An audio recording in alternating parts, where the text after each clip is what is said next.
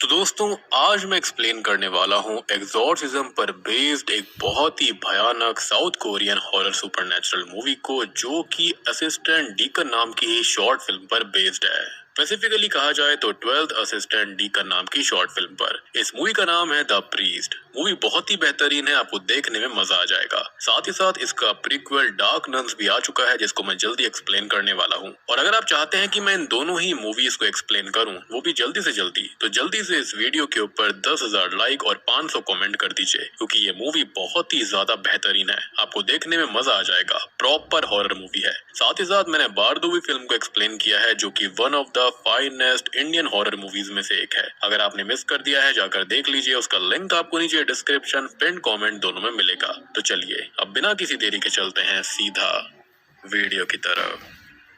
तो कहानी की शुरुआत इटली के एक चर्च को दिखाते हुए होती है, जहां पर हम दो प्रीस्ट को देख पाते हैं। एक जवान था और एक काफी बूढ़े होते हैं। अब जवान प्रीस्ट जो होता है वो आउट ऑफ क्यूरियोसिटी बूढ़े प्रीस्ट से ये पूछता है कि 12 डीमंस जो होते हैं वो क्या वाकई में एग्जिस्ट करते हैं। जिस पर ओल्डर प्रीस्ट ये बताते हैं कि हाँ, ये 12 डीमंस सच में एग्जिस्ट करते हैं। और जब भगवान एग्जिस्ट कर सकते हैं तो डीमंस क्यों नहीं एग्जिस्ट करते। और यही वो डीमंस हैं जिनकी वजह से लड़ाई झगड़ा और बाकी जितनी भी ट्रेजेडीज होती हैं, आपदाएं आती हैं, वो सभी होती हैं। मतलब कि इसको एक बैड ओमन की तरह समझा जाता है, जो कि दुनिया के अंदर अभी भी मौजूद है। और सारी की सारी आपदाओं का कारण यही डीमंस है। ये सुनकर यंग प्रीस्ट ये पूछता है कि अगर ऐसा है तो ये छिपकर क्यों रहते हैं, खुलकर सामने क्यों नहीं आते। जिस पर ओल्डर प्रीस्ट ये बताते हैं कि अगर लोगों को इनकी एग्जिस्टेंस के बारे में पता चल गया तो नॉन बिलीवर जो हैं वो भी भगवान पर विश्वास करने लगेंगे। और अगर ऐसा हुआ तो ये डीमंस इससे बहुत ही ज्यादा कमजोर पड़ सकते हैं, क्योंकि दुनिया में आज भी ऐसे कई लोग हैं जो कि भगवान पर भरोसा नहीं करते। इन द सेंस वो नास्तिक हैं।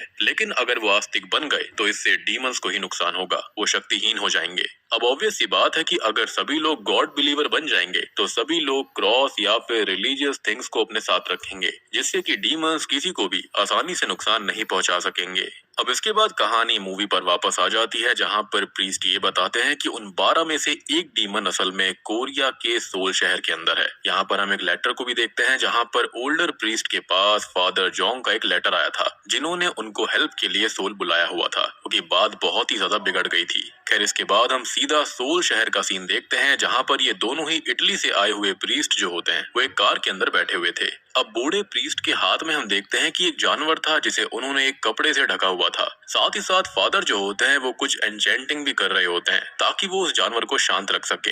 यानी कि ये जानवर बिल्कुल भी नॉर्मल नहीं लग रहा था। अब इसी बीच रास्ते में उनके सामने एक लड़की आ जाती है, जिसे वो लोग गलती से टक्कर मार देते हैं। लेकिन वो उस लड़की को बचाने के लिए वहां पर नहीं रुकते, जिसका बहुत ही गहरा कारण था। जिसके बाद वो सीधा आगे बढ़ जाते हैं। अब वो आगे बढ़ ही रहे थे कि तभी उनका एक एक्सीडेंट हो जाता है, जिससे कि वो जानवर आजाद हो गया था। और यहाँ पर हम देखते हैं कि वो जानवर काफी भयानक था और वो उन दोनों ही प्रीस्ट पर हमला करके उन्हें खत्म कर देता है। अब मूवी के अंदर हमें एग्जॉर्सिज्म के बारे में बताया जाता है कि एग्जॉर्सिज्म क्रिया डीमन को इंसान के शरीर से अलग करने के लिए करी जाती है। और इसमें दो लोग होते हैं, एक मेन प्रीस्ट होते हैं और दूसरा उनका असिस्टेंट होता है, जो कि ये रिचुअल को परफॉर्म करते हैं। जिसके बाद सीन चेंज होता है, जहाँ पर हम कुछ प्रीस्ट को एक साथ देख पाते हैं और यहाँ पर इनके बीच फादर किम भी थे। दरअसल यहाँ उन सभी की एक मीटिंग चल रही होती है, जो कि एक यंग लड़की यंग शिन के बारे में थी। यंग शिन को डीमन ने पजेस किया हुआ था और उसे ठीक करने के लिए एग्जॉर्सिज्म परफॉर्म करना जरूरी था। लेकिन चर्च के दूसरे फादर्स इसके लिए राजी नहीं थे, और खास करके चर्च के लीडर यानी कि बिशप तो बिल्कुल भी राजी नहीं होते। खैर, बिशप एग्जॉर्सिज्म की मंजूरी किम को नहीं दे रहे थे। हालांकि किम ने पहले भी उस लड़की के ऊपर एग्जॉर्सिज्म परफॉर्म किया था फादर जोंग के साथ मिलकर। और आपको याद होगा कि शुरुआत में इटली के अंदर उन दो प्रीस्ट के पास में फादर जोंग का ही लेटर आया था, जिन्होंने उनको सोल के अंदर इन्वाइट किया था, ताकि वो इस डीमन को एक्सोरसाइज कर सके। लेकिन हम जानते हैं कि शुरुआत में क्या हुआ। यानी कि उस जानवर के अंदर कोई और नहीं बल्कि यही खतरनाक डीमन था। अब देखो, बात करी जाए फादर जोंग के बारे में, तो उन्होंने किम के साथ मिलकर एग्जॉर्सिज्म परफॉर्म तो किया, लेकिन वो उसमें नाकामयाब रहे। साथ ही साथ यहाँ पर अब वो काफी बूढ़े हो चुके हैं, जिसके चलते उनको हॉस्पिटलाइज करा गया है। और इस बात से भी चर्च नाराज था, क्योंकि उन्होंने एग्जॉर्सिज्म यानी कि पहले वाले एग्जॉर्सिज्म की परमिशन भी नहीं ली थी। लेकिन किम यहाँ पर स्टिल यंग शिन पर एग्जॉर्सिज्म करना चाहता था, क्योंकि उसके अलावा उसे बचाया नहीं जा सकता। लेकिन बिशप ये कहते हैं कि एग्जॉर्सिज्म लोगों की नजर में आ जाएगा, जिससे कि हंगामा हो सकता है। और अगर एग्जॉर्सिज्म के दौरान लड़की को कुछ भी हो गया तो इससे चर्च की छवि खराब हो जाएगी। दरअसल किम यंग शिन से मिल चुका है, जहां पर मिलकर यंग शिन ने उसे बताया भी था कि उसे कुछ अजीब सी आवाजें सुनाई देती हैं, जो कि काफी अजीब सी होती हैं।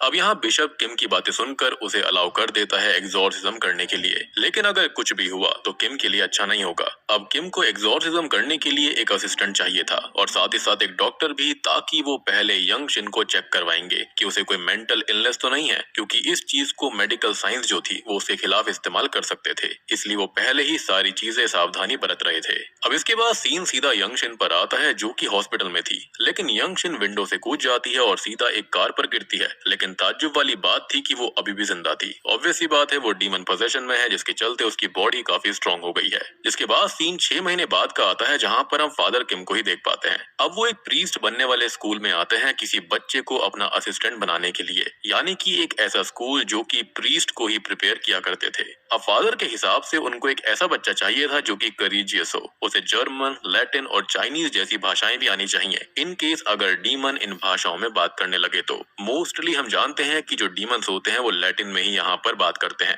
और सबसे खास बात ये कि ये बच्चा टाइगर ऑफ द ईयर में पैदा होना चाहिए। Tiger of the year Korean zodiac का हिस्सा है। इसके अंदर जो बच्चे टाइगर ऑफ द ईयर में पैदा होते हैं उनको फियरलेस, करेजियस माना जाता है। खैर, थोड़ा ढूंढने पर डीन को एक ऐसा बच्चा मिल भी जाता है जो कि 1986 में पैदा हुआ था, मतलब टाइगर ऑफ द ईयर में। लेकिन डीन अपना सर पकड़ लेता है, क्योंकि ये बच्चा एक नंबर का निकम्मा मस्तीखोर था। और तो और एग्जाम्स के अंदर भी ये चीटिंग करके पास हुआ करता। लेकिन डीन के पास कोई भी रास्ता नहीं था, इसलिए वो उस बच्चे को बुलाकर लाता है। इस बच्चे का नाम असल में चॉय होता है। चॉय अब डीन के पास आता है, जहाँ पर डीन उसको सारी बात बताते हैं। यहाँ पर चॉय के सारे डाउट्स क्लियर हो जाएं, इसलिए डीन उसे किम के पहले वाले असिस्टेंट पार्क का एड्रेस देता है, ताकि अपने रोल के लिए वो सारी चीजें उससे पूछ सकता था। फिर इसके बाद चॉय सीधा ही पार्क से मिलने निकल जाता है। वहाँ जाकर वो पार्क को बताता है कि वो किम का नया असिस्टेंट होगा। दरअसल पार्क जो था वो पहले किम का ही असिस्टेंट हुआ करता था, लेकिन बीच में ही उसने किम को छोड़ दिया था। रीजन पूछने पर पार्क चॉय को ये कहता है कि वो अपने काम से काम रखे, और वो उसे वो सारी चीजें दे देता है जो कि एक असिस्टेंट के पास होनी चाहिए। खैर, अब वो उसको एक टेप भी देता है जो कि उन्होंने यंग शिन के एग्जॉर्सिज्म के दौरान रिकॉर्ड करी थी।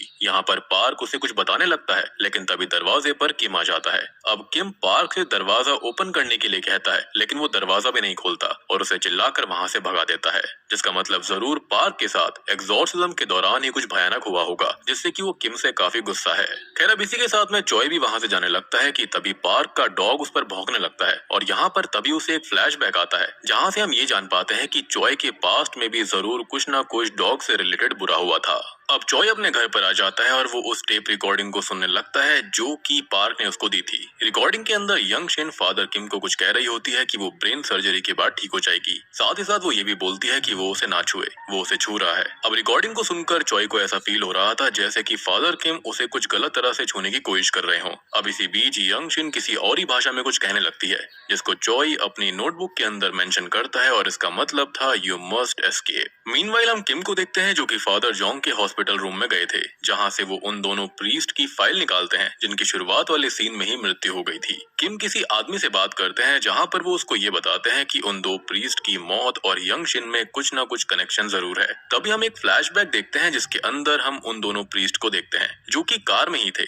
इनफैक्ट शुरुआत में जिस लड़की को उन्होंने टक्कर मारी थी वो कोई और नहीं बल्कि वो यंग शिन ही थी। अब घर पर चॉय उस रिकॉर्डिंग में और भी कुछ सुनता है, जिसके अंदर यंग शिन पार्क को कुछ कह रही होती है और उसको धमकी देने लगती है, जिससे कि पार्क काफी डर गया था। दरअसल पार्क ने चर्च के सामने किम पर इल्जाम लगाया था कि किम यंग शिन को गलत तरह से टच करता है, और तभी हम समझ पाते हैं कि पार्क ने आखिरकार ऐसा क्यों किया था, क्योंकि वो किम के साथ यंग शिन का एग्जॉर्सिज्म करना नहीं चाहता था। वो बहुत ही ज्यादा डर चुका था उस डीमन की वजह से। और हम जानते हैं कि ये जो डीमंस होते हैं वो किसी भी इंसान के डार्केस्ट सीक्रेट्स को उनके ही खिलाफ इस्तेमाल करते हैं, तो शायद पार्क के साथ ही ऐसा कुछ हुआ था। खैर, इसी बीच कोई दरवाजे पर दस्तक देता है और चॉय देखने जाता है। दरवाजा ओपन करता है कि तभी उसे वहाँ पर वही कुत्ता मिलता है, जिसके बाद वो डॉग उस पर हमला कर देता है, लेकिन चॉय उसको कैंची से स्टैब करके मार डालता है। लेकिन तभी वो डॉग एक छोटी लड़की में ट्रांसफॉर्म हो जाता है, और तभी चॉय की आंख खुल जाती है, क्योंकि ये बस एक बुरा सपना था, और ये सब भी कुछ और नहीं बल्कि ये भी उसी डीमन का ही इन्फ्लुएंस था। खैर, तभी चॉय का टेलीफोन रिंग करता है, और फोन उठाने पर सामने से फादर किम बात कर रहे थे। उन्हें पहले से ही पता था कि चॉय ने एक भयानक सपना देखा है। खैर, वो चॉय को कल आने के लिए कहते हैं, और दरअसल कल ही वो उस एग्जॉर्सिज्म को परफॉर्म करने वाले थे। अब अगला दिन आ जाता है जो कि था 15th ऑफ जुलाई का, और आज असल में फेस्टिवल ऑफ हंग्री गोस्ट होता है जो कि बुद्धिज्म कैलेंडर के हिसाब से था। इस दिन आत्माएं असल में अपने आप को दान करती हैं और यही उनके पास दिन था जिसके अंदर यंग शिन को बचाने के सबसे ज्यादा चांसेस थे, क्योंकि कुछ रूल्स ऐसे होते हैं जिनको डीमंस को और बाकी गॉड्स को सभी को मानना पड़ता है। खैर तभी हम जॉय को देख पाते हैं जो कि फादर किम के साथ जा रहा था, लेकिन तभी उसे डीन रोक लेता है और उसे सबवे तक लिफ्ट देने लगता है। कार से उतरने से पहले डीन जॉय को एक कैमरा देता है क्योंकि उसने भी सेम चीज सुनी है कि किम लड़की को मोलेस्ट करता है एग्जॉर्सिज्म के नाम पर, और बस यही उसे जानना है कि ये सच है या फिर नहीं, और ये सब वो बिशप के लिए ही कर रहा था। बेसिकली बिशप ने किम को परमिशन ही इसलिए दी थी ताकि एग्जॉर्सिज्म के दौरान उनके पास किम के खिलाफ कोई सबूत रहेगा। अब डीन चाहता था कि जॉय इन सबको रिकॉर्ड करे, जिसके बाद जॉय कार से उतरकर जाने लगता है। तभी हम फादर किम को देख पाते हैं जिन्हें फ्लैशबैक आते हैं, और फ्लैशबैक में उनके साथ यही यंग शिन होती है। यंग शिन किम के लिए गाना गा रही थी और यहाँ से हमको ये पता चलता है कि यंग शिन और किम एक दूसरे को पहले से जानते थे। शायद किम यंग शिन का टीचर था। मीनवाइल हम जॉय को देख पाते हैं जो कि किम को फोन करता है और किम फोन अटेंड करता है और जॉय को वो एक पिग लेकर आने के लिए बोलता है। जॉय अब ऐसा ही करता है और वो एक पिग लेने के लिए चला जाता है, जहाँ पर एक बूढ़ा व्यक्ति उसको मिलता है जो कि पहले से ही किम को जानता था। वो बूढ़ा आदमी जॉय को मना करता है कि वो किम के साथ काम ना करे क्योंकि ऑलरेडी उसे 10 लोग असिस्ट कर चुके हैं, और ये सुनकर जॉय थोड़ा सा सहम जाता है, लेकिन वो रुकता नहीं है। वो पिग और एक बेल को लेकर आगे बढ़ता है, और ये बेल एक होली बेल थी जो कि एग्जॉर्सिज्म के दौरान उनकी हेल्प करेगी। तभी हम देखते हैं किम को जो कि अपने रूम में था कि तभी उसे नर्स बताती है कि फादर जॉन्ग को होश आ चुका है। ये सुनकर वो जल्दी से उनके पास जाता है। अब वहाँ पहुंचकर वो देखता है कि फादर जॉन्ग ने सारे रिलीजियस स्टफ को फेंक दिया था और वो बैठकर मुर्गा खा रहे थे।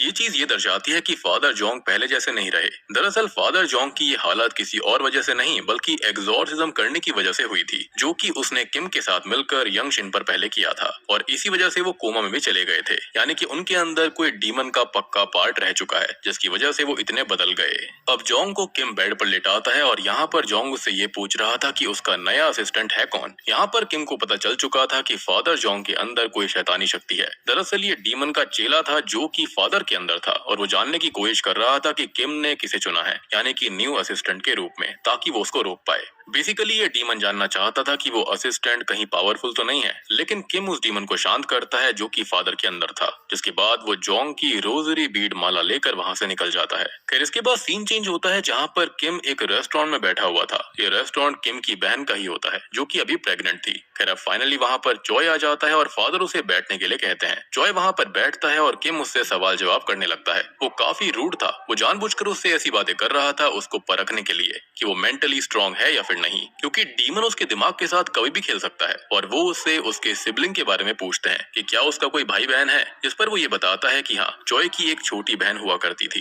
जिसे एक डॉग ने मार दिया था, और वो इसलिए ही प्रीस्ट बना ताकि उसकी बहन की आत्मा को वो मूव ऑन होने में हेल्प कर सके। खैर इसके बाद में फादर किम और जॉय वहाँ से जाने लगते हैं। अब यहाँ जॉय किम से पूछता है कि आखिरकार पार्क ने उनको छोड़ क्यों दिया था, जिस पर किम ज्यादा कुछ नहीं बताता, और वो बस इतना कहता है कि वो बस उसके साथ ज्यादा टिक नहीं पाया था, वो डर गया था। खैर अब किम इन सब बातों पर ज्यादा ध्यान ना देते हुए उस डीमन के बारे में जॉय को बताता है कि वो 5000 साल से भी पुराना है। और यहाँ मैं आपको पिग का भी पर्पस बताना चाहूंगा कि दरअसल ये लोग उस डीमन को इस पिग के अंदर ही कैप्चर करने वाले थे। अब ये दोनों ही यंग शिन के यहाँ पर जाने लगते हैं, लेकिन जाने से पहले फादर और जॉय आपस में बात करते हैं कि तभी एक ईंट जॉय के ऊपर गिरती है, लेकिन सही समय रहते फादर किम उसको बचा लेते हैं। अब ये सब जरूर उसी डीमन के इन्फ्लुएंस की वजह से हुआ होगा ताकि जॉय किम की हेल्प ना कर पाए, क्योंकि मैंने आपको बताया था कि जॉय एक स्पेशल चाइल्ड है क्योंकि वो टाइगर ऑफ द ईयर में पैदा हुआ था। खैर अब ये दोनों ही यंग शिन के अपार्टमेंट में पहुंच गए थे, जहां पर पहले से ही एक रिचुअल चल रहा होता है जो कि यंग शिन के पिता करवा रहे थे। एक लेडी गाय का सर अपने पीछे बांधकर उस रिचुअल को परफॉर्म कर रही थी, और इस रिचुअल का नाम असल में दसलगट है। और ऐसा ही एक सिमिलर रिचुअल हमने एक्जुमा फिल्म के अंदर भी देखा था। तो आप सोच सकते हो कि यहाँ पर एक्जुमा फिल्म को इंस्पिरेशन कहाँ से मिली होगी। एंड मैंने ऑलरेडी एक्जुमा फिल्म को एक्सप्लेन किया है, डू चेक इट आउट। उसका लिंक आपको नीचे डिस्क्रिप्शन पिन कमेंट में मिलेगा। Now coming back to the movie, इस रिचुअल को जल्दी ही यंग शिन के अंदर का जो डीमन होता है वो खराब कर देता है, जिससे हम जान पाते हैं कि यंग शिन के अंदर कितना ज्यादा शक्तिशाली डीमन है। जिसके बाद किम और जॉय का नंबर था, और किम पहले यंग शिन को डॉक्टर से चेक करवाता है, जिसके बाद वो अपना काम शुरू करता है। यहाँ जॉय यंग शिन को देखता है जो कि बेहोश पड़ी हुई थी। जिसके बाद में किम जो होता है वो एक नमक का बॉर्डर बनाता है जिसे क्रॉस करने के लिए किम ने यहाँ पर चॉय को मना किया था। और यहाँ पर सब कुछ करने के बाद चॉय अपना कैमरा ऑन करके साइड में रख देता है जो कि उसे डीन ने दिया था ताकि वो ये सारी चीजें रिकॉर्ड कर पाए। अब किम जो होता है वो चॉय को बॉर्डर से बाहर रखकर एक एन्चेंटिंग पढ़ने के लिए कहने लगता है और यहाँ पर चॉय का एग्जैक्ट जो पोजीशन है वो प्रीस्ट से जस्ट नीचे आता है, यानी कि उसका असिस्टेंट जिसको डीकन भी कहा जाता है। खैर अब चॉय ने यहाँ पर एन्चेंटिंग करनी शुरू कर दी थी, लेकिन इसी बीच किम उस कैमरा को देख लेता है जो कि चॉय ने वहाँ पर लगाया था और तभी वो उस कैमरा को बंद कर देता है, जिसके बाद वो अपने काम पर लग गया था कि इसी बीच यंग शिन ये कहने लगती है कि वो अब बेटर है और उसे अच्छा महसूस हो रहा है। लेकिन फादर किम को पता था कि ये सब डीमन की चाल है और वो उसकी चाल में नहीं फंसते। खैर अब वो यंग शिन के फेस पर एक होली स्कार्फ रखते हैं, लेकिन डीमन उसे पजस करने लगता है, जिसके बाद पूरे घर के अंदर कॉकरोचेस और चूहे आ जाते हैं जो कि सिग्निफाई करता है डिमोनिक एक्टिविटी को। वहाँ पर ढेर सारे कॉकरोच यंग शिन के फेस पर भी आ गए थे, लेकिन फादर किम के एन्चेंटिंग की वजह से वो सारे के सारे कॉकरोचेस और चूहे वहाँ से निकल जाते हैं। वो डीमन अब अलग अलग भाषाओं में कुछ कुछ कह रहा होता है जिसको चॉय अपनी कॉपी में लिखता जा रहा था। यहाँ पर यंग शिन की स्किन भी काली होती जा रही होती है और फादर किम डीमन से पूछते हैं कि वो कहाँ से आया है। तब डीमन बताता है कि वो लोग हर जगह पर हैं, वो हर जगह ट्रैवल करते हैं और उन्होंने 2430 लोगों को पजस किया है। वो पूछता है कि वो कब से यहाँ मौजूद है धरती पर, जिस पर वो बताता है कि जब से यहाँ पर खाली 32 लाख लोग थे। यानी कि किम की बात बिल्कुल सही थी कि ये डीमन 5000 साल से भी ज्यादा पुराना है। अब वो डीमन बताता है कि जितनी भी बीमारियां धरती पर हैं, जितनी भी जंग होती हैं, दर्द पीड़ा फैली हुई है या फिर फैलती है, ये उन्हीं की वजह से होता है, यानी कि उन्हीं डीमंस की वजह से जिनके बारे में शुरुआत में भी बताया गया था, यानी कि वही 12 डीमंस जो कि बहुत ही खतरनाक हैं। किम पूछता है कि वो यहाँ पर क्यों आए हैं। तब वो डीमन बताता है कि इंसानों को उनकी औकात दिखाने वो दिखाने आए हैं कि यहाँ पर ये इंसान नहीं है, ये खाली बंदर हैं और कुछ नहीं। किम पूछता है कि वो किसको सर्व करते हैं। तब वो ये बोलता है कि फॉलन स्टार, हमारे किंग यानी कि फॉलन एंजल लूसीफर को। वो डीमन ये भी कहता है कि वो ऑलरेडी जीत चुके हैं। वो बताता है कि वो छुपे होते हैं लोगों से ताकि लोगों का विश्वास भगवान पर न बन पाए, और अगर डीमंस इंसानों के सामने ऐसे ही डायरेक्टली आ जाएंगे तो लोग भगवान पर भरोसा करने लगेंगे। और यहाँ वो डीमन अलग अलग भाषाओं में बात कर रहा था। हमको पता चलता है कि डीमन को असल में एक मेल बॉडी चाहिए थी, लेकिन वो इस यंग शिन की बॉडी में फंस गया। और मेल बॉडी फीमेल बॉडी के मुकाबले ज्यादा ताकतवर होती है, तो हम ये कह सकते हैं कि डीमंस की शक्तियां उनके होस्ट पर ही डिपेंड करती हैं। यानी कि अभी ये डीमन अपने फुल पोटेंशियल पर नहीं था। खैर किम चॉय से पूछता है कि अभी तक डीमन ने कितनी भाषाएं इस्तेमाल करी हैं, जिस पर वो बताता है कि उसने 4 भाषाओं में बात करी। जिसके बाद फादर होली वाटर रेडी करते हैं और उसके ऊपर डालने लगते हैं, जिस वजह से यंग शिन खून की उल्टी करती है, जो कि मदर मैरी की तस्वीर पर जाकर गिरती है, जहाँ से 2 सांप भी निकल कर आते हैं, जो कि लूसीफर को सिग्निफाई करता है।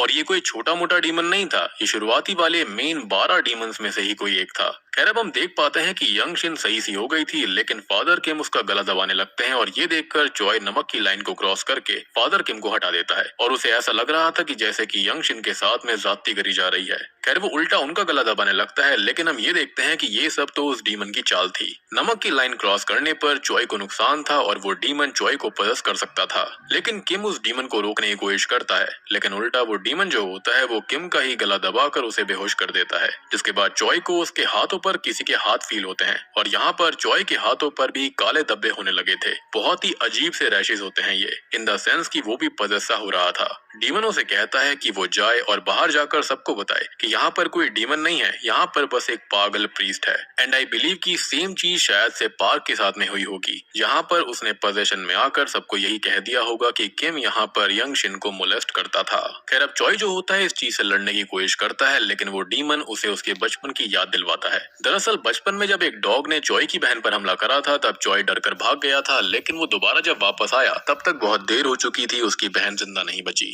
वो डीमन अब चॉय को वहाँ से भागने के लिए कह रहा था और चॉय डर के मारे ऐसा ही करने लगता है। बेसिकली वो उस ट्रॉमा का उसके खिलाफ इस्तेमाल कर रहा था। और आपको याद होगा कि शुरुआत में एक डॉग ने उस पर हमला किया था, इनफैक्ट उसको ऐसा सपना भी आया था, तो उसका रीजन यही था, उसकी बहन को एक डॉग ने मार दिया था, जिसका फायदा यहाँ पर ये डीमन उठाना चाहता था। अब वो भागते हुए बाहर आ जाता है। मीनवाइल दूसरी तरफ यंग शिन दोबारा बेहोश हो गई थी। डॉक्टर उसे देखते हैं और उसे वेंटिलेटर पर रख दिया जाता है। अब चॉय भागकर घर आ चुका था कि तभी उसे अपनी बहन की एक झलक दिखाई देती है, जो कि उससे मनी मन ये कह रही थी कि अब मत भागो, बहुत भाग लिए और इन चीजों का सामना करो। ये सब देखकर चॉय दोबारा ही यंग शिन के घर की तरफ निकल जाता है, जहाँ पर उसे फादर किम बाहर ही मिलते हैं। अब यहाँ पर वो ठान लेते हैं कि आज तो उस डीमन से यंग शिन को बचा कर ही रहेंगे, लेकिन यंग शिन के माता पिता किम को अंदर नहीं जाने दे रहे थे, क्योंकि वो काफी काफी डर गए थे। उन्हें लग रहा था कि इससे उनकी बेटी मर सकती है, लेकिन किम को ये करना ही था और इसलिए वो सीधा यंग शिन के रूम की तरफ बढ़ते हैं। अब वो यंग शिन की रूम की तरफ जाते हैं जहाँ पर वो उस पिग को भी अंदर लेकर गए थे। किम अब पिग के खून से यंग शिन के सर पर क्रॉस बना देता है, जिसके बाद वो एग्जॉर्सिज्म शुरू करते हैं। ऐसा इसलिए करा गया था ताकि जो डीमन है उसको इस पिग के अंदर ट्रांसफर करा जा सके, यानी कि ब्लड रिचुअल हो रहा था। अब यहाँ वो डीमन अपने प्राइम पर आ जाता है और किम उससे ये पूछते हैं कि उसका नाम है क्या। तब वो डीमन आने वाले समय में आपदाएं बताने लगता है कि आगे जाकर इंसान भूखे प्यासे मरेंगे, धरती पर पीने का पानी नहीं बचेगा और ढेर सारी बीमारियां भी आएंगी। वो बताना चाहता था कि इस सब का जिम्मेदार वही होगा, यानी कि जो कुछ भी धरती पर होता है बुरा वो सब यही डीमंस करते हैं। और मेरे ख्याल से इन्होंने इनडायरेक्टली पहले ही कोरोना को प्रेडिक्ट कर दिया था। एनीवेज यहाँ पर फादर किम और जॉय के शरीर पर वही काले दाग धब्बे पड़ने लगते हैं, जिसका मतलब वो डीमन उन पर हावी हो रहा था। खैर अब फाइनली किम एन्चेंटिंग कर कर उस डीमन से उसका नाम पूछता है, जिस पर फाइनली अपना नाम ये डीमन बता देता है, जो कि था मैलफेस। और मैलफेस एक ऐसा खतरनाक डीमन होता है जो कि इंसानों की कमियों को, उनकी चीजों को उनके ही खिलाफ इस्तेमाल कर सकता है। अब जैसे ही डीमन का नाम किम को पता चलता है, वो यहाँ भगवान का नाम लेकर उसे पिग की बॉडी में जाने के लिए कहता है, जिसके चलते डीमन को फोर्सफुली पिग की बॉडी में जाना पड़ता है। लेकिन इन सब के बावजूद यंग शिन मारी जाती है और वो उसे बचा नहीं पाते, उसकी सांसें नहीं चल रही थी। अब ये देखकर फादर किम बिल्कुल टूट जाते हैं, क्योंकि यंग शिन उनकी एक खास थी और फादर किम उसके लिए पिता समान थे। यानी कि जितने भी एलिगेशन उन पर लगे थे वो सारे गलत थे। खैर अब यहाँ ज्यादा समय नहीं बचा हुआ था और खाली एक आखिरी स्टेप उनको करना था, और वो ये था कि उन्हें उस पिग को पानी में फेंकना था, जिससे कि वो डीमन नष्ट हो जाएगा और अपनी जगह पर वापस चला जाएगा। लेकिन ये सब इतना आसान नहीं था। डीमन हर एक कोशिश करने वाला था पिग के अंदर जाने के बावजूद भी कि ये लोग उसे नष्ट ना कर पाए। और आपको याद होगा कि शुरुआत में वो इटली वाले जो प्रीस्ट होते हैं वो इस एग्जॉर्सिज्म में कामयाब हो गए थे और वो गाड़ी में बैठकर इसी डीमन को एक पिग के अंदर डालकर पानी में फेंकने जा रहे थे ताकि वो नष्ट हो जाए। लेकिन हमने देखा कि इस डीमन ने क्या किया था और पिग के अंदर रहने के बावजूद भी उसने उन दोनों ही प्रीस्ट को मार दिया था। अब जॉय जल्दी से पिग को एक कपड़े में लपेटकर वहां से जाने लगता है, लेकिन बीच में पुलिस आ जाती है और जैसे तैसे वो उनसे बचकर भागता है कि तभी रास्ते में एक एक्सीडेंट हो जाता है, जिससे कि सारी की सारी कार्स एक दूसरे से टकराने लगी थी। जॉय का रास्ता ब्लॉक हो गया था, लेकिन जॉय फिर भी हार नहीं मानता कि तभी एक लाइट का पिलर उस पे गिरने वाला था, लेकिन किस्मत से वो बच जाता है। अब आगे जाकर जॉय एक टैक्सी में बैठकर आगे बढ़ता है। अब वो तालाब के पास पहुंच गया था, लेकिन वो डीमन उसे हिलने नहीं देता। डीमन की वजह से जॉय के ऊपर वो काले दाग और बढ़ने लगते हैं। अब हाथ में रोजरी लिए जॉय बिल्कुल हार नहीं मानता और सीधा तालाब में पिग के साथ ही कूद जाता है। दूसरी तरफ हम देखते हैं कि फादर किम को अरेस्ट कर लिया गया था, क्योंकि सबको यही लग रहा था कि किम ने यंग शिन की जान ले ली। अब कार में फादर ध्यान देते हैं कि उनके हाथों से अचानक से वो काले धब्बे मिट गए थे, मतलब कि एग्जॉर्सिज्म कामयाब हो चुका था। मीनवाइल एम्बुलेंस के अंदर हम ये देख पाते हैं कि यंग शिन अपना हाथ हिलाती है, मतलब कि वो भी अभी बच गई थी और जिंदा थी, यानी कि गॉड की शक्ति जीत गई। वहीं हम देखते हैं कि तालाब से जॉय भी बाहर आ गया था और पिग उसके साथ नहीं होता, यानी कि डीमन जो था वो अपनी असली जगह यानी कि नर्क में पहुंच गया और धरती से उसे आजादी मिल गई।